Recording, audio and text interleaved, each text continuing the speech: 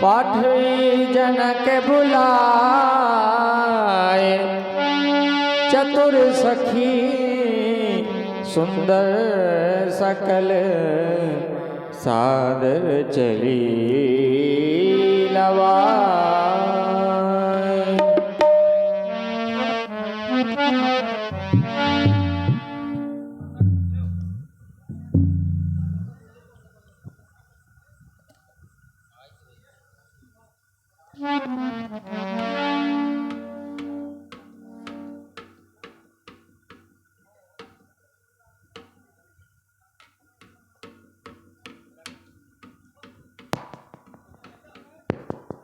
मिथिला के राजमंत्री वर कहना चाहते हैं, अंतःपुर में जाकर के महारानी सुनैना से कुछ संदेशा कहना है।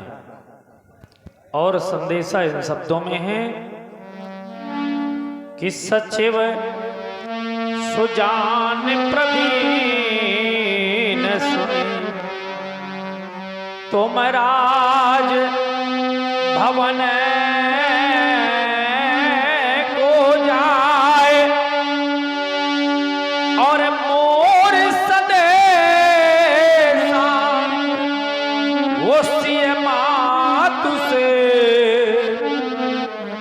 जाकर देहु सुनाए। क्या कहना है कि वो हो सखिन सहित मेरी पुत्री चलिया और ऐसे नहीं वो हो रोन झुन पायल, अरे वो हो रोन झुन पायल वो हो बा जति जावे वो हो सखीन सहित। क्यों? क्योंकि स्वर्ण सुअवसर है अभी और मंत्री चतुर सुजान और ये निरीखैन सिय पूजती वो अजगो विधि विधान। जाओ शीघ्रात शीघ्र सीता का पदार्पण सखियों के सहित रंगशाला में करवा दो। सिय शोभा नहीं जाए बखानी बखानी, सिय शोभा नहीं जाए।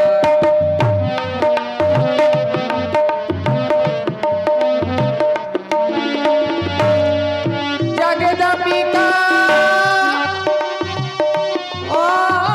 रूप गुने खानी, सिय शोभा नहीं जाए शोभा नहीं जाए बखानी, सिया शोभा नहीं जाए।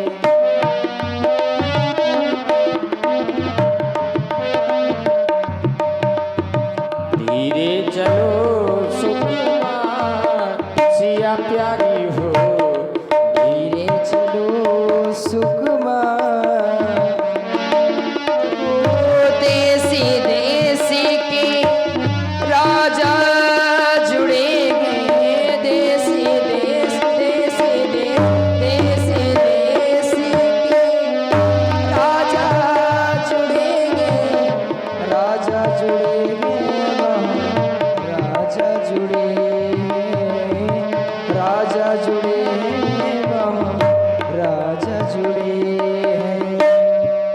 करके सोलो सिंगार सिया प्यारी हो, धीरे चलो सुकुमार सिया प्यारी हो, धीरे चलो सुकुमार,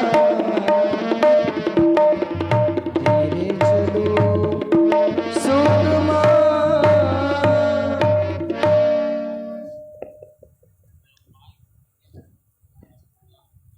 हे गणपति मैं आज तुझसे अंतिम प्रार्थना करने के लिए आई हूँ। तू मेरी प्रार्थना को अवश्य सुन लेना ही अजको। 2 खंडों में विभाजित हो जाना। हे भगवान, गणनायक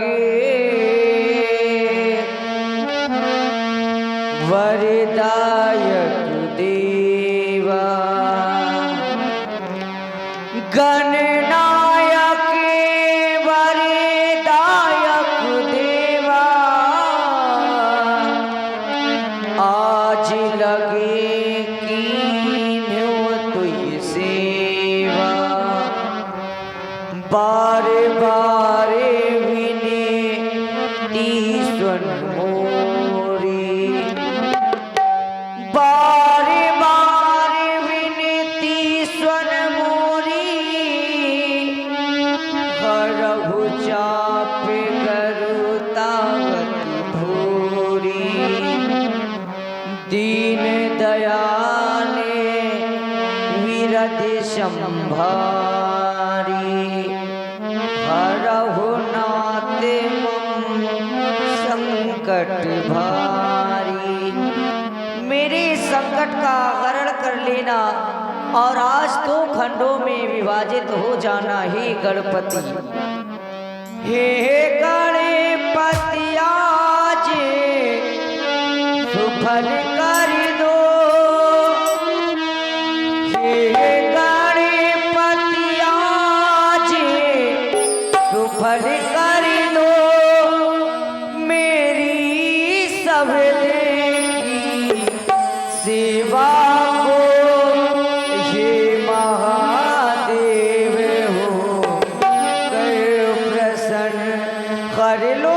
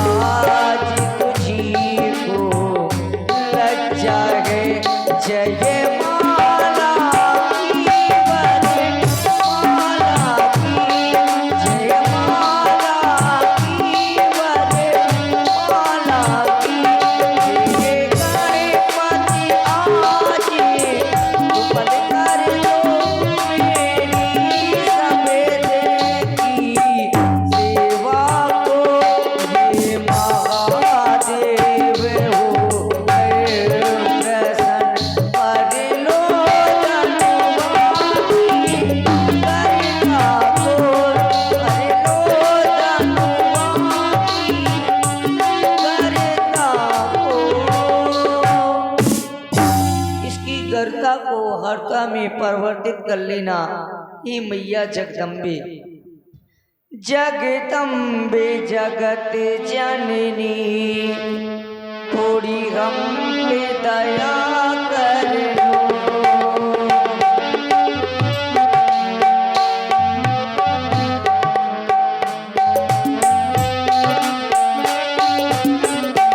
जगदम्बे जगत जननी, जगदम्बे जगत जननी, थोड़ी हम पे दया कर लो।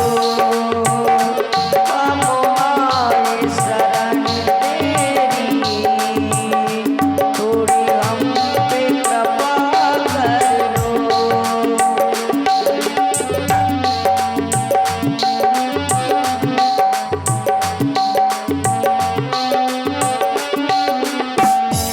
तुम्हें मेरी मैया हो, मैं तुम्हेरी छैया हूँ। तुम्हें मेरी मैया हो, मैं तुम्हेरी छैया हूँ। करती हो दया सब पर, करती हो दया सब पर, थोड़ी मुझे पे दया कर लो।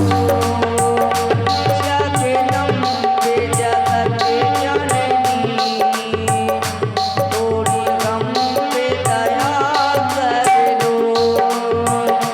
थोड़ी हम पे कृपा कर लो। आज दो खंडों में विभाजित हो जाना।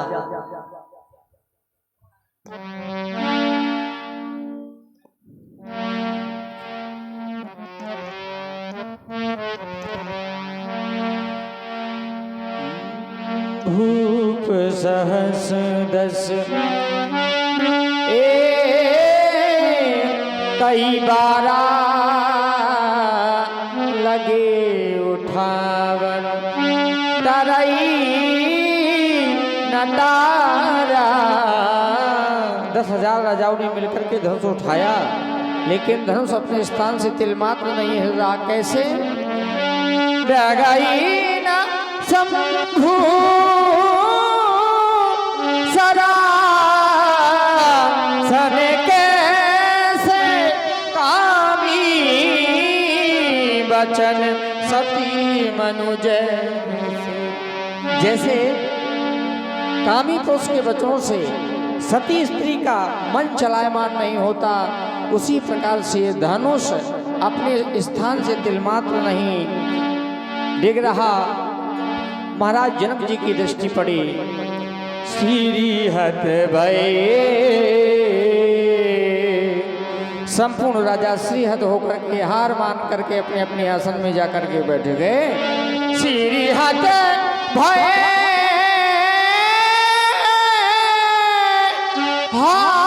हार ये राजा बैठे, निज निज जाय समाजा नृपन बिलोकी। जनक अकुलाने बोली बचन, रोष जन साने बोली बचन। रोष रोष जनुसाने, क्या केवल मेरे जीवन में यही शेष बचा है? जिस व्यक्ति के जीवन में कभी कोई क्रोध न आया हो, थोड़ा सा निवेदन करना चाहते हैं, जो आप लोग बहुत दूर बैठे हुए थोड़ा समीप आ जाओ, थोड़ा समाज बनाओ बढ़िया, इधर आ जाओ समीप अपने अपने। देखिए जितने लोग दूर बैठे हैं वो लोग सब लोग नजदीक आ कम जाए। लोग हैं, थोड़ा समीप आ जाओ। कुर्सियां खाली पड़ी हैं, इस कुर्सियों में बैठ जाए, सब लोग और नजदीक आ जाए। जो लोग सो रहे हैं उनको भी जगा दें, जो लोग लेटे हैं उनको भी बैठा दें, ताकि लगे कि यहाँ कुछ समाज है। रोष जनुसाने, लेकिन कब? जब नृपन बिलोक तब जनक अकुलाने। जरा सोचो, जिस व्यक्ति के जीवन में कभी कोई क्रोध ना आया हो, सुख आ गया हो उसका हर्ष नहीं हुआ, दुख आया हो उसका कभी विषाद नहीं हुआ। लेकिन मेरे मित्रों, आज एक योगी नहीं बोल रहा, आज एक बेटी का पिता बोल रहा है। संसार में चाहे कोई धनवान हो और चाहे कोई निर्धन हो,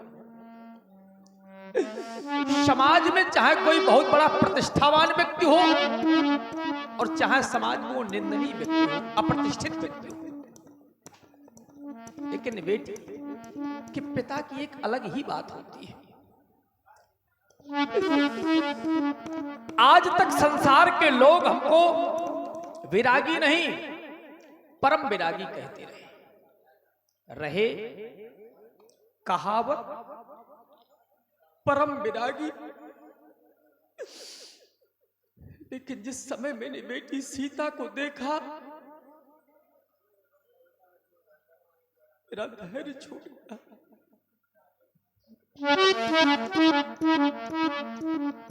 बड़े बड़े धैर्य वालों के धैर्य छूट जाते हैं।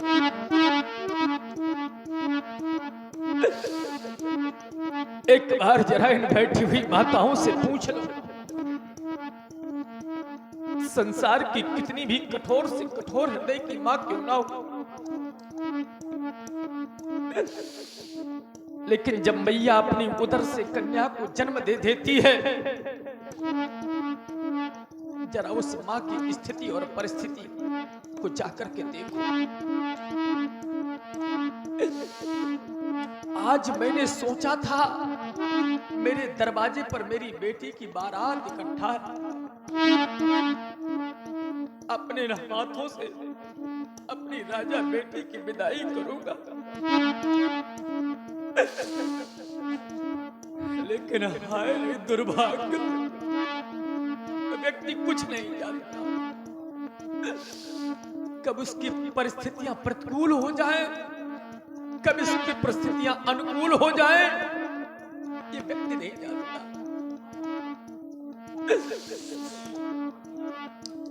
आज यह जनक कहने के लिए विवश हो रहा है, तो कहना चाहता है कि यहाँ श्री हाथ भाई,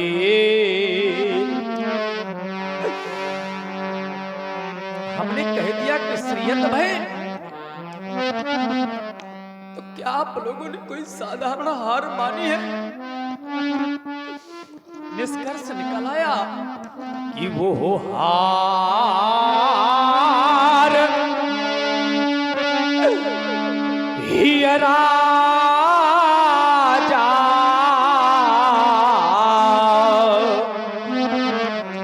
हृदय से हार मान गए हो।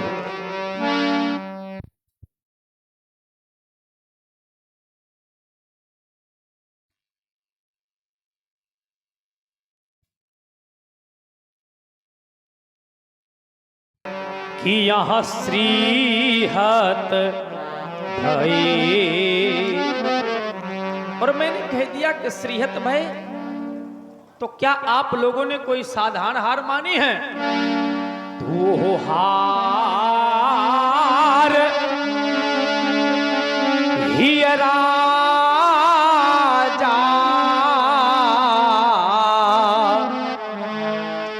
और जब हृदय से हार मान गए हो तो एक उपकार कर दिया होता मेरे ऊपर, चले जाते मेरी मिथिला को छोड़ करके, मुझे शांति मिल जाती, संतोष हो जाता। लेकिन मैं देख क्या रहा हूं कि तब यहां बैठे निज निज जाही, ये समाजा,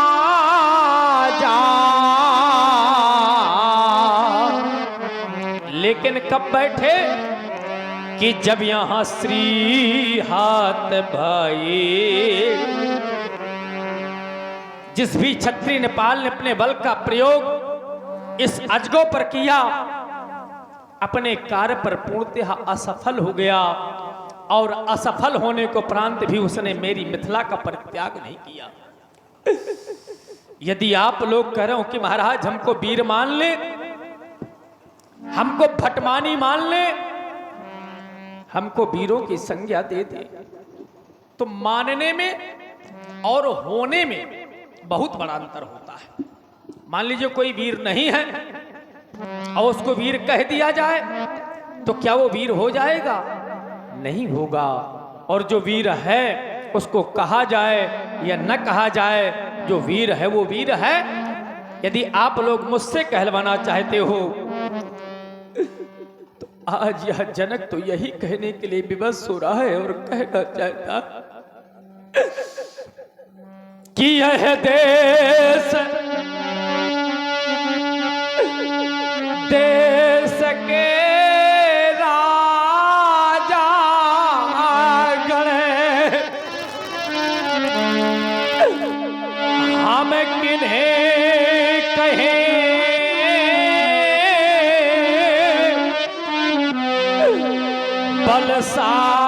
बलशाली है, पर हमको यहाँ विश्वास हुआ ये पृथ्वी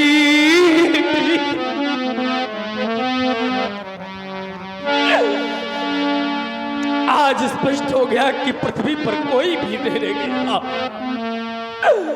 हरे हमको यहाँ विश्वास हुआ ये पृथ्वी वीरों से खाली है।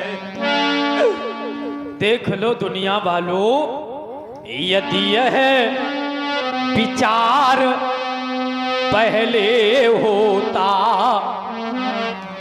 किंचितम यदि ये आभास होता कि पृथ्वी पर कोई वीर नहीं है, तो क्या प्रण करने को उपरांत आज समाज के अंतर्गत विकल होकर के योगी रोता नहीं? यदि यह विचार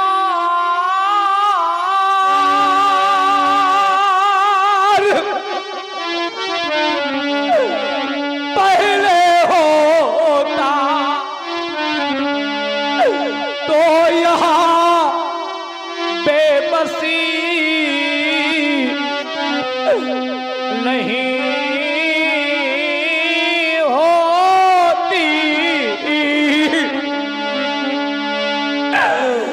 और हमें ये प्रणय करते ही नहीं तो ऐसी हंसी नहीं होती।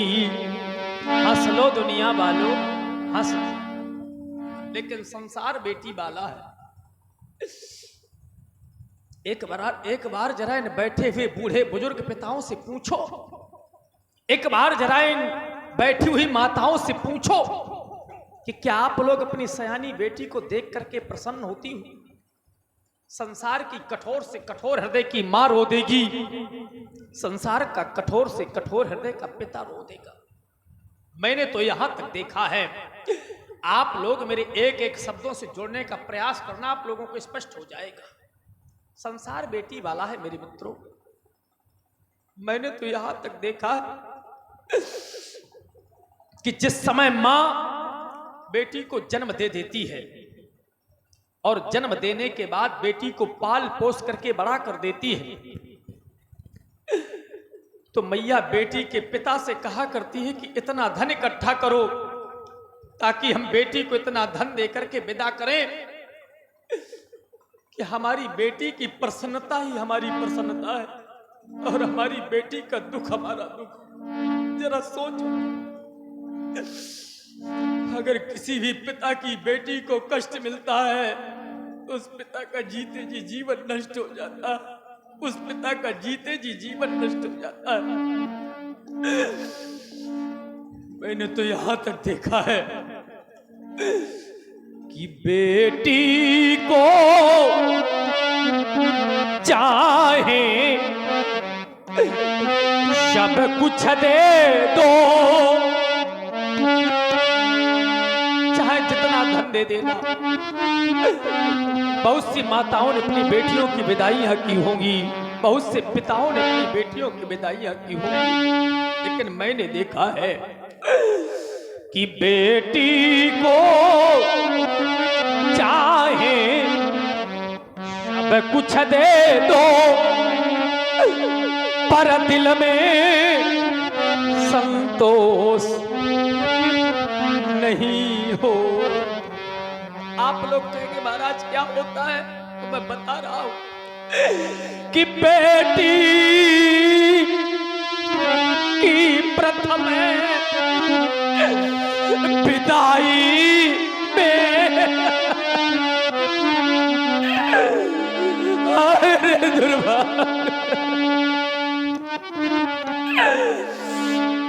अरे बेटी की प्रथम वो विदाई में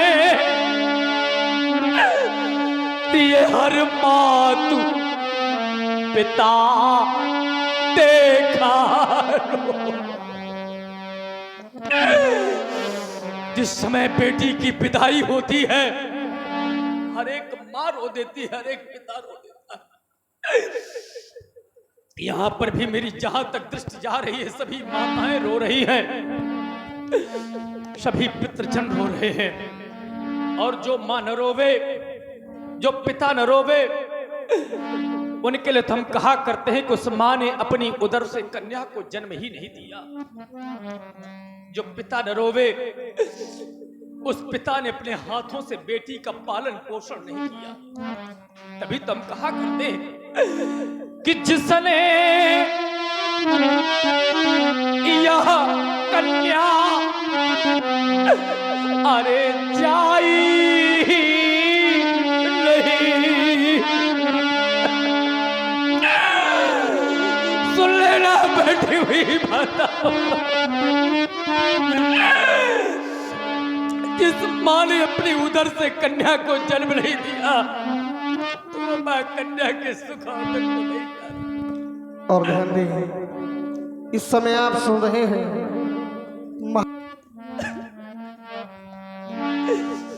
कि जिसने यह कन्या अरे चाहिए, वो कन्या का दुख क्या जाने, और जिस पैर बीमारी अरे फटी ही नहीं, वो पीर पराई क्या, अरे जिस पैर ये बीमारी अब फटी ही नहीं,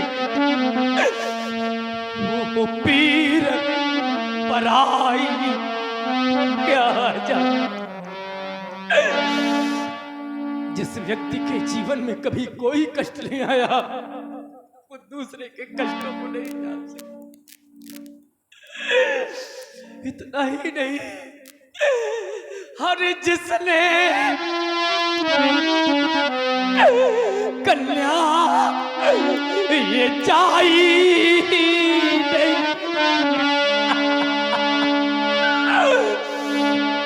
जिस मां ने कन्या को जन्म नहीं दिया, वो मां कन्या के सुख और दुख को नहीं जान सकती। अन्यथा सुन लेना बैठी हुई माताओं, जिस समय मैया कन्या को जन्म दे देती है तो मां अपनी बेटी को पास में बुलाया करती है।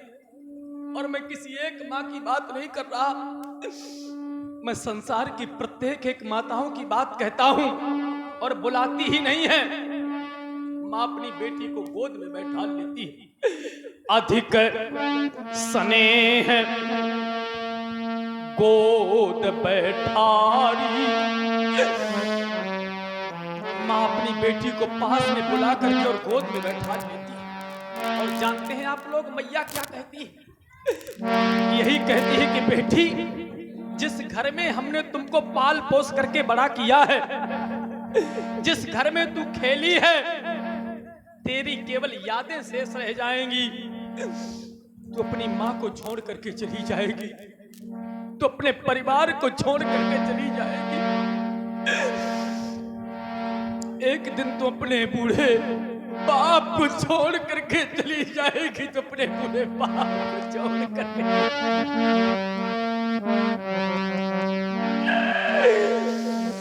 जिस समय मैया ऐसा कहती है तो बेटी मेरे मित्रों पपक करके रो देती है, बेटी पपक करके रो देती है। और आप हमारे आदरणीय सम्मानीय श्री विमल तिवारी जी कोटे भूल जाएंगी माँ। मैया कहती है नहीं बेटी नहीं, इतना अवश्य कहती हूँ बेटी कि तू मेरे हृदय से लग जा, मुझे शांति मिल जाएगी। बहुरी बहुरी भेंटे महतारी, एक बार नहीं, दो बार नहीं, बार बार मैया अपनी बेटी को गले से लगाती है और यही कहती है, वाह ब्रह्मा, वाह विधाता, तूने कैसा बेटी का जीवन बनाया है। बेटी का जीवन मेरे मित्रों के संत से भी बढ़ करके होता है। संत अगर एक आश्रम बना लेता है तो उस आश्रम को नहीं छोड़ पाता, लेकिन बेटी का जन्म जिस घर में होता है, जिस माता पिता के द्वारा पाली पोसी जाती है, तृण के समान उस घर को, उस माँ पिता को छोड़ करके चली जाती है। उस माँ पिता को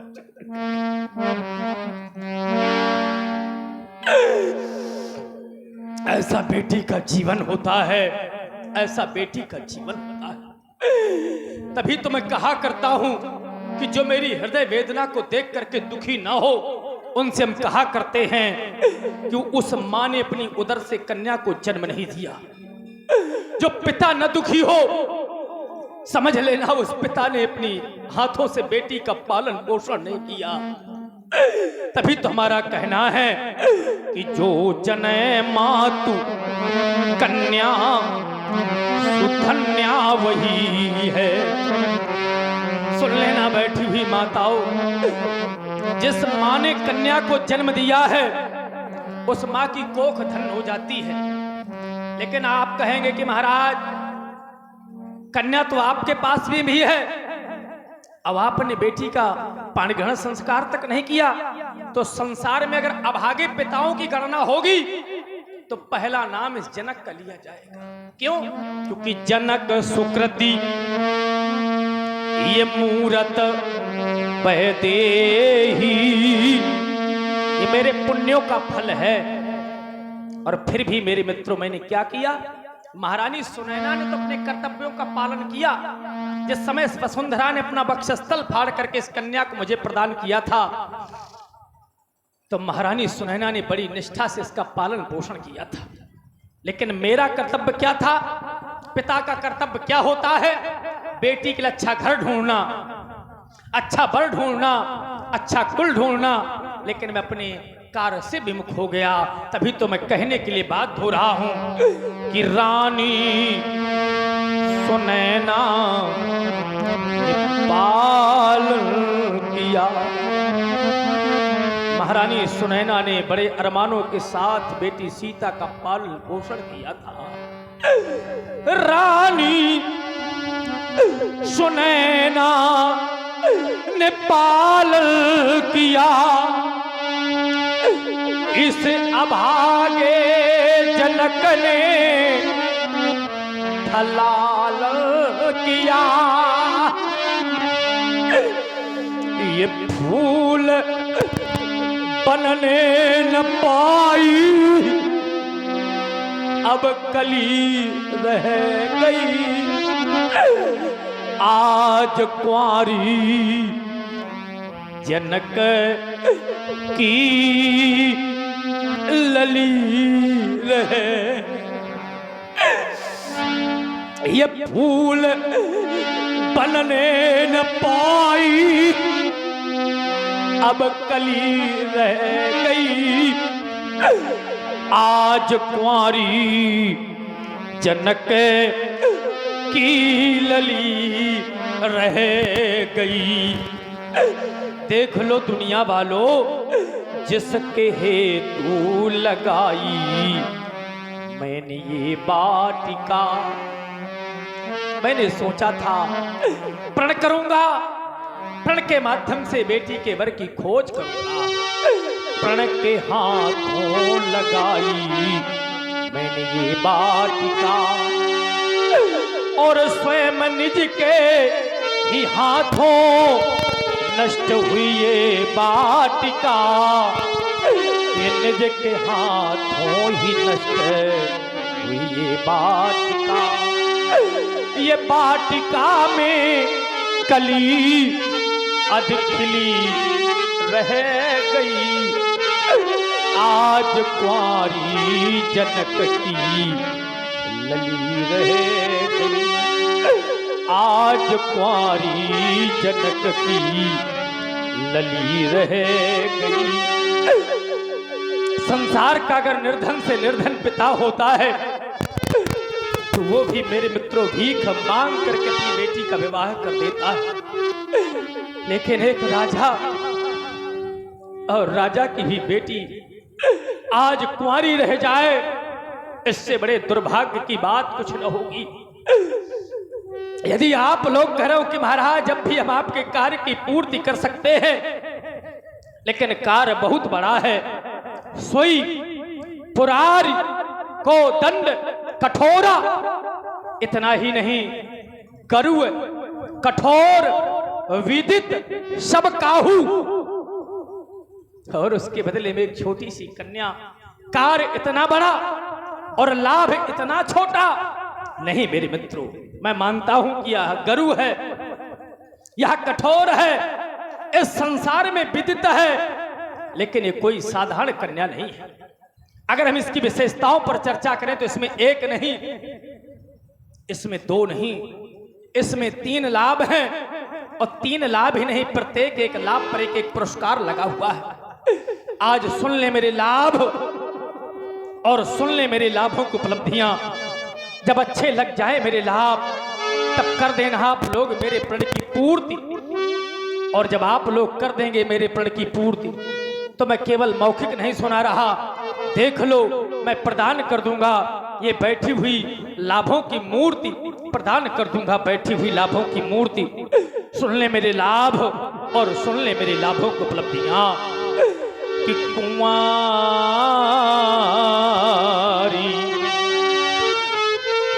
मैंने कह दिया कुंवारी तो साधारण नहीं होगी, क्योंकि विशेषता लगी हुई है। क्योंकि कुंवारी ये मनो हरि भी जाए बड़ी, और यहाँ की रतयती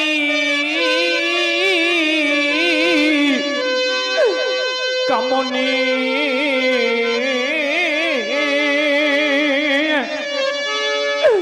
लेकिन हाय रे दुर्भाग्य मेरी बेटी का, या आप लोगों का कहूं, क्यों? क्योंकि यह पावन वो हार वो बिरंच जनू, तो अब रचो न धनु दमनी। अरे पावन ये हारी वो बिरंच जनू, तो अब रचे वो न धनु दमोनी। पहला लाभ मनोहर कन्या, दूसरा लाभ विजय बड़ी। आप लोग कह रहे होंगे महाराज कौन सी जय देना चाहते हैं, तो यही तो बतलाना चाहता हूं, क्योंकि एक बेटी का पिता हूं। क्योंकि यह है त्रिभुवन जय, एक लोक की नहीं, 2 लोक की नहीं, ये तीनों लोकों की जय है। यह है त्रिभुवन जय, और या समेत ये वैदेही। फिर अब किस सोच विचार में पड़े, कर दो धनुष का खंडन। और जब आप लोग कर देंगे धनुष का खंडन, तब मेरे मित्रों मैं भी कोई विचार नहीं करूंगा। तब भी नहीं विचार, तब भी नहीं विचार। मैं बरऊं हठे वो होते ही, क्योंकि यहाँ त्रिभुवन जय। तीनों लोगों की जय के साथ साथ अपनी प्राण प्रिया सीता मैं आप लोगों को समर्पित कर दूंगा। सुनाए मैंने लाभ, सुनाई मैंने लाभों को उपलब्धियां, क्या आप लोगों को अच्छे नहीं लगे? यदि लगे तो किसी ने भगवान शंकर के आयुध को 2 खंडों में परिवर्तित क्यों नहीं किया? जानना चाहता हूं। कृपया यहाँ कहा हूं का है यह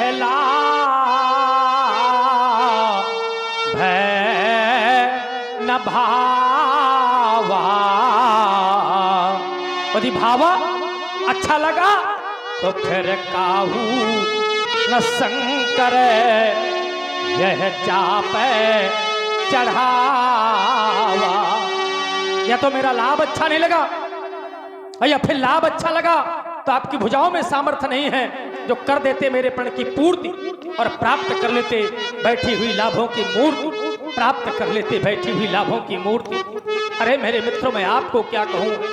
मैं तो उस विधाता से कहना चाहता हूं, अरे ब्रह्मा, अगर मुझे तुम्हारी नियत मालूम हो गई होती तो कदापि प्रण करने को प्रांत में अपयश का पात्र न होता। और तभी तो मुझे कहना पड़ गया कि मुझे तेरी नियत का जो पता प्रभु चल गया होता। अगर ये मालूम हो गया होता कि प्रण करूंगा, प्रण के माध्यम से अपयश का पात्र हो जाऊंगा, मेरी बेटी कुंवारी रह जाएगी, तो कभी भी मेरे मित्रों में प्रण करने को प्रांत अपयश का पात्र न होता। मुझे तेरी नियत का जो पता प्रभु चल गया होता, तो मैं यहाँ प्रण नहीं करता, तो समय प्रभु तल गया होता। जगत वाले कहेंगे क्या कि इस जगत का तू विधाता है, तू हंसाता है, रुलाता है, पर समझ में कुछ नया आता है। नहीं है वीर इस वसुधा में जरा सावधान जो होता, तो कभी प्रण में नहीं करता, समय प्रभु टल गया होता, समय प्रभु टल गया हो। किंचितम यदि ये आभास होता तो प्रण करने को प्राण आज विकल होकर के योगी न रोता, योगी न रोता। अरे आज कहना चाहता हूं कि कर दे आप लोग धनुष का खंडन, अन्यथा कर दे मेरी मिथिला का परित्याग। अरे आज मैंने जाना है, अगर मैं कह दूं कि आप लोग 2 अंगुल उठा दें, 4 अंगुल उठा दें, मेरे कार्य की पूर्ति हो जाएगी।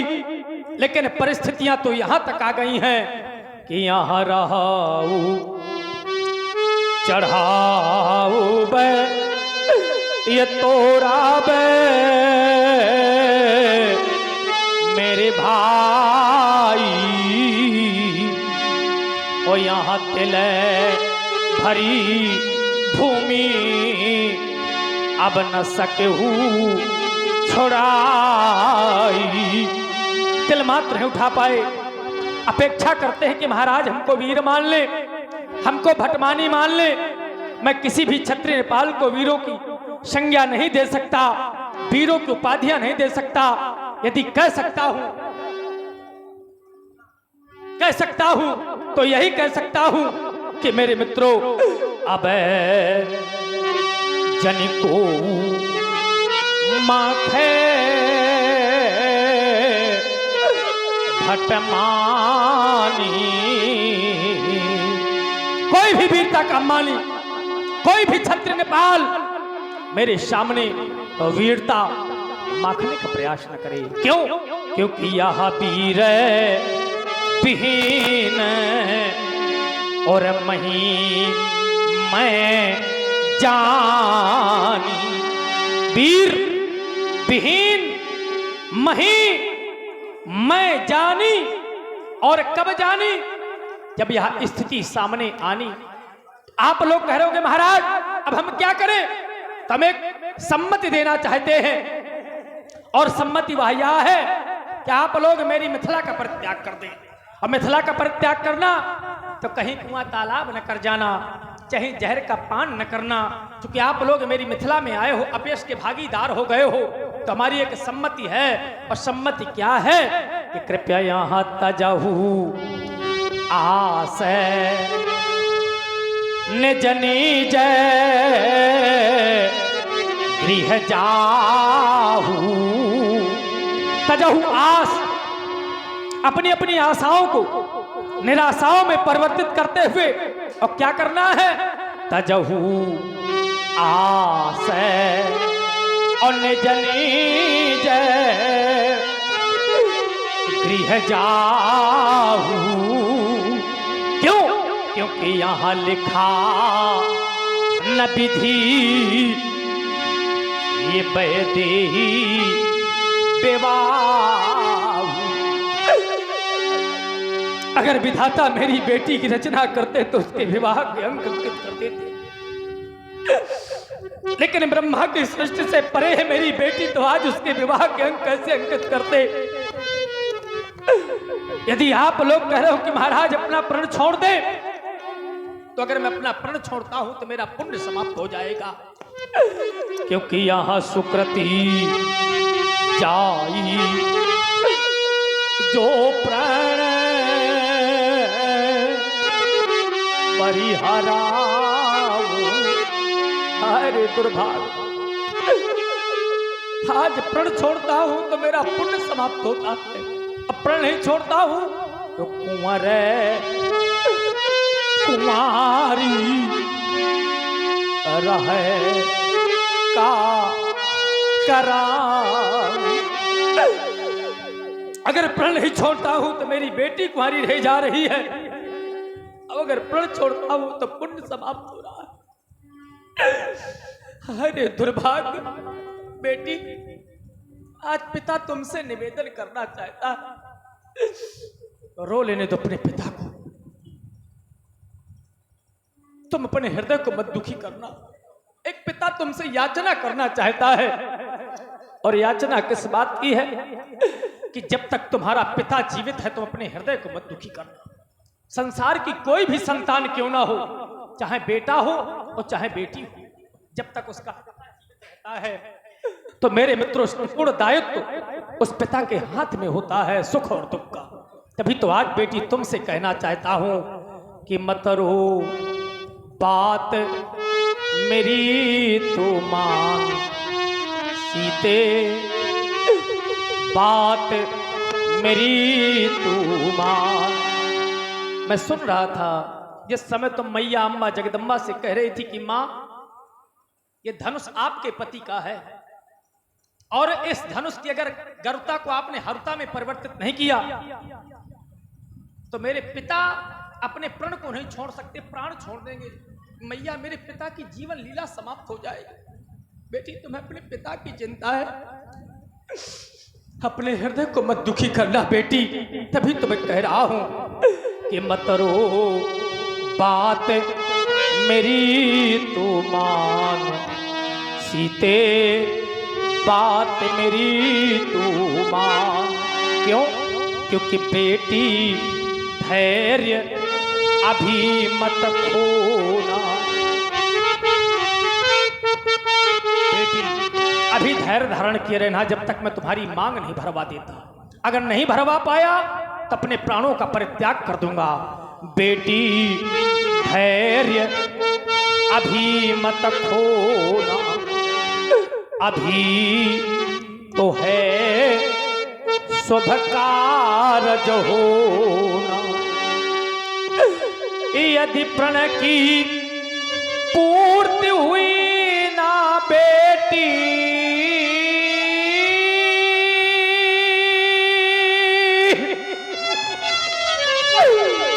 यदि प्रण की पूर्ति हुई ना बेटी, तो मैं तज दूं अपने प्राण। बेटी मत रो, बात मेरी तू मान।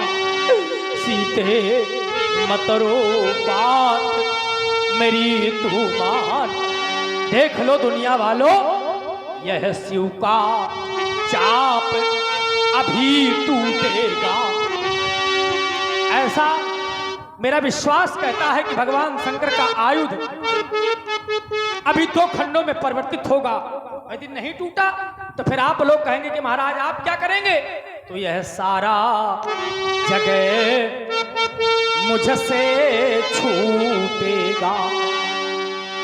अरे मैं अपने इन हाथों से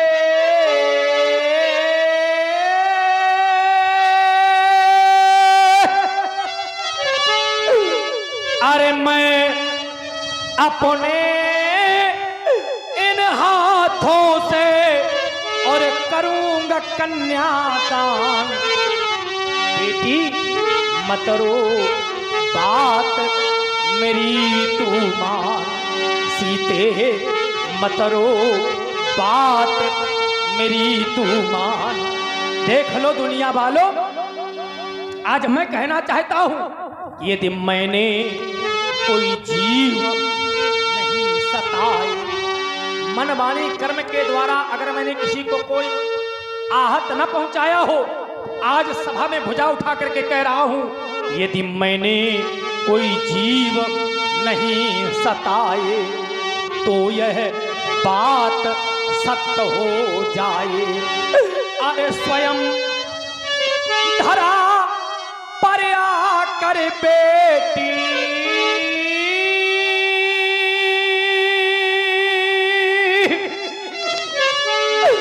अरे स्वयं धरा पर आकर बेटी और बरे तुम्हें भगवान।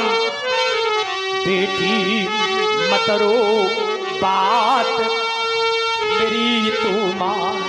सीते मत रो, बात मेरी तू मान। बस देख लिया मैंने आप लोगों की वीरता, देख लिया मैंने आप लोगों का साहस, देख लिया मैंने आप लोगों का पौरुष, पराक्रम और बल, देखा मैंने आप लोगों का छत्रत्व और देखा मैंने आप लोगों का किया हुआ कृतित्व। अब कहना चाहता हूं चले जाएं आप लोग मेरी मिथिला को छोड़ करके। अगर इतने पर भी आप लोगों ने मेरी मिथिला का परित्याग नहीं किया तो एक अंतिम निर्णय लेने जा रहा हूं। निर्णय क्या है?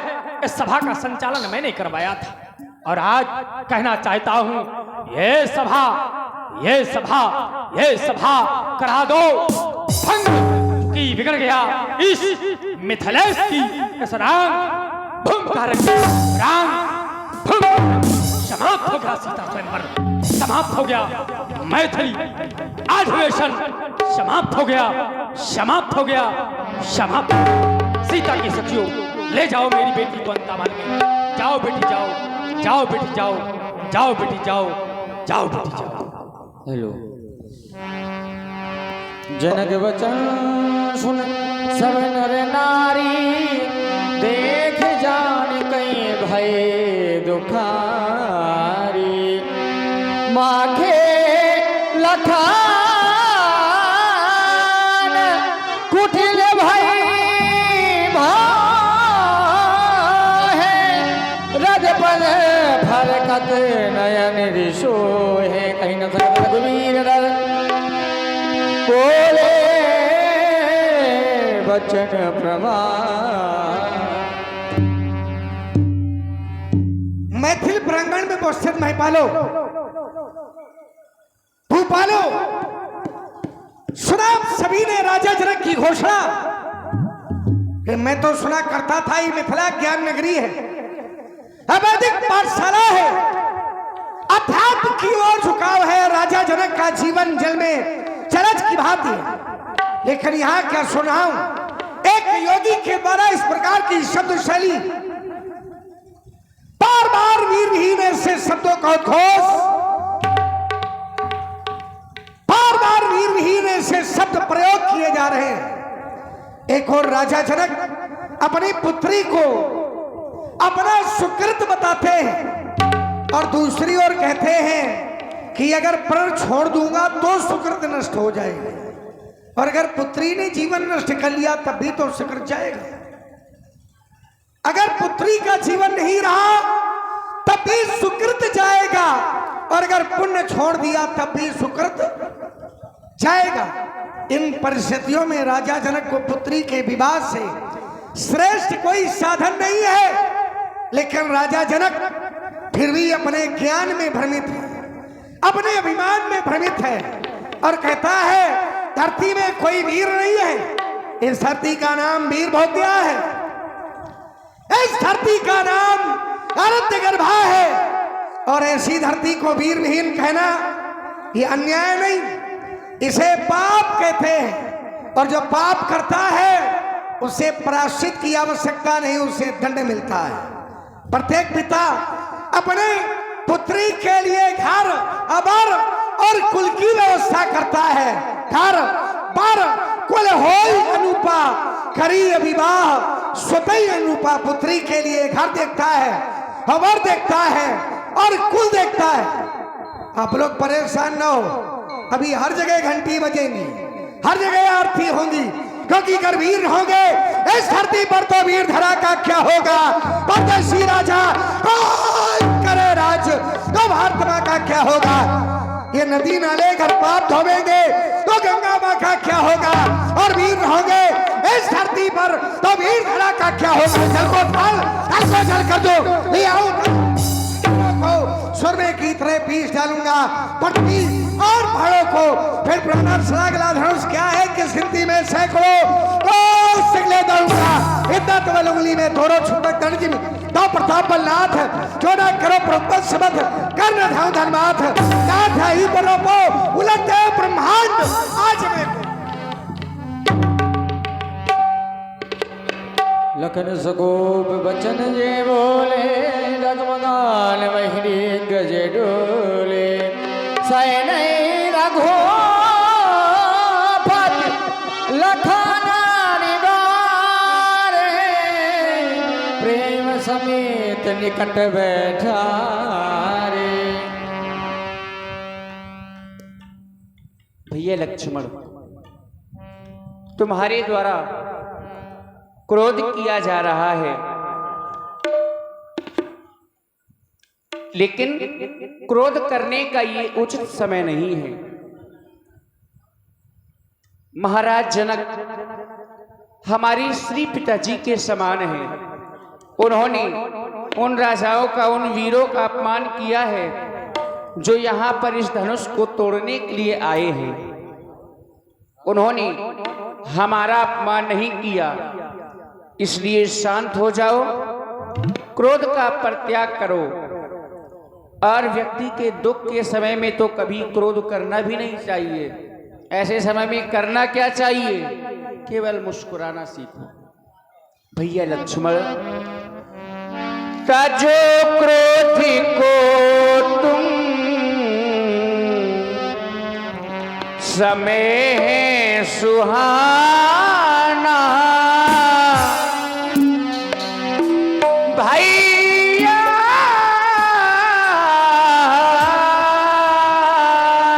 भैया ताजो क्रोधी को तुम समय सुहाना, नहीं किसी का दुखाना नहीं व्यर्थ में दिल, किसी का दुखाना मेरे लाल तुम सीख लो मुस्कुराना, मेरे लाल तुम सीख लो मुस्कुराना।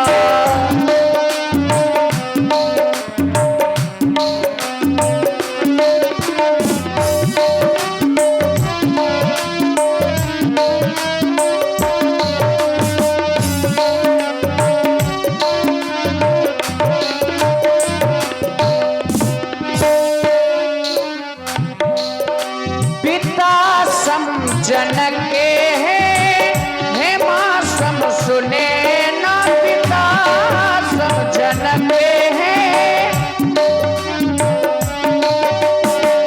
लगी चोट दिल में तो खामोश रहना, लगी चोट दिल में तो खामोश रहना। सुनेगा तो हम पर हंसेगा जमाना। जब ये संसार वाले सुनेंगे कि महाराज जनक के दुख के समय में लक्ष्मण के द्वारा क्रोध किया गया, तो ये जमाना हम पर हंसेगा, इसलिए ये जमाना ना हंसने पाए। सुनेगा तो हम पे हंसेगा जमाना, मेरे लाल तुम सीख लो मुस्कुराना, मेरे लाल तुम सीख लो मुस्कुराना।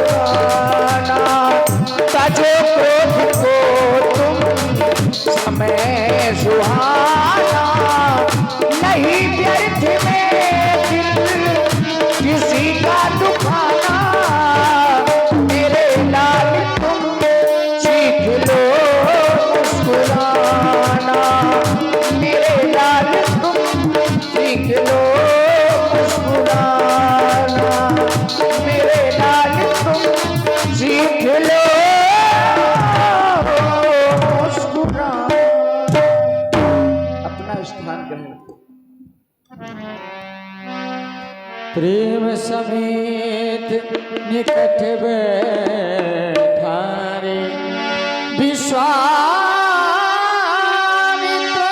समय शुभ जानी बोले अति स्नेह मैं बानी उठो राम। समय वो कौन सा समय? अभी तक राहु और केतु दोनों ही धनुष पर बैठे हुए थे, लेकिन जैसे ही वो आ जाते हैं तो बहुत ही समय सुंदर सुहाना इस समय आ गया है। हे राम उठो, अब वह समय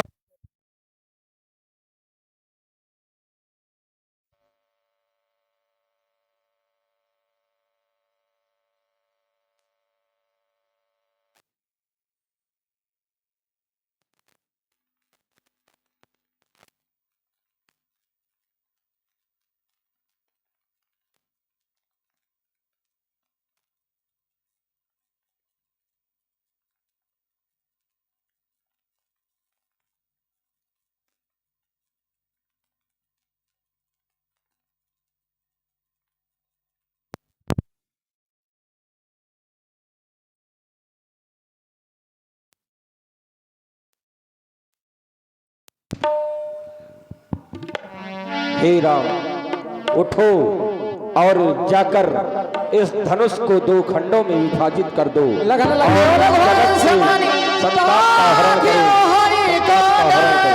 भुलक गात बोले वचन चरण चाप ब्रह्मण।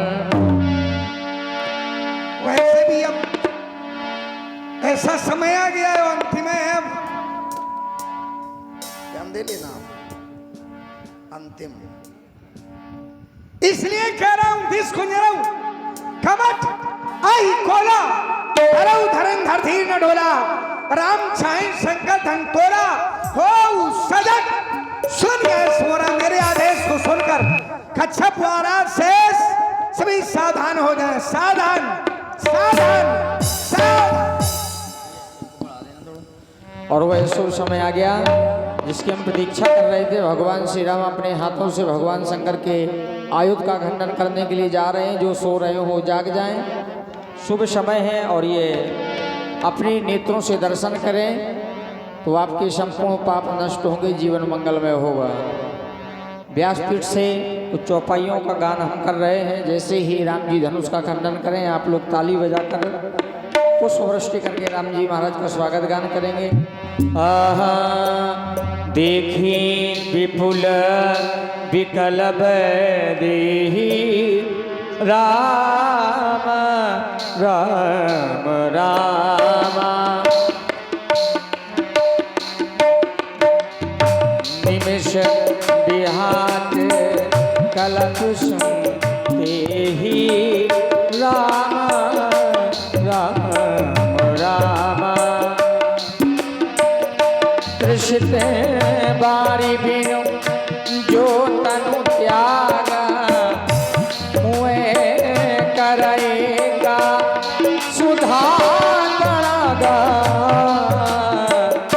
लक्ष्मण राम प्यारे लक्ष्मण राम